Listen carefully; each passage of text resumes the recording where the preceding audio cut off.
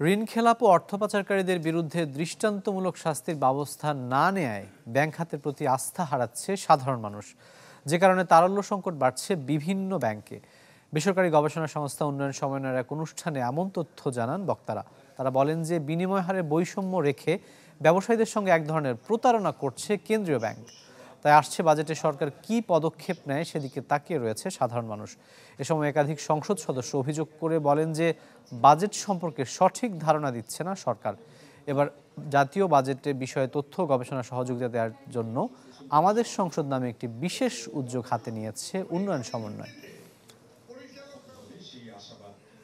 এবারের বাজেটের অন্যতম মুখ্য বিষয় আর্থিক দিক থেকেই আমাদের সামনে নিয়ে আসতে হবে এবং সেখানে ব্যাংক ঋণ খেলাপ এবং অর্থ পাচারের বিষয়টি গুরুত্বপূর্ণ। Bangladesh bank is an accomplice for cheating the exporters. আপনি আমাকে 2 টাকা ইনসেন্টিভ দিয়েছেন, আমার থেকে 5 টাকা আপনি ফরেন এক্সচেঞ্জ এর মধ্যে দিয়ে নিয়ে চলে গেছেন।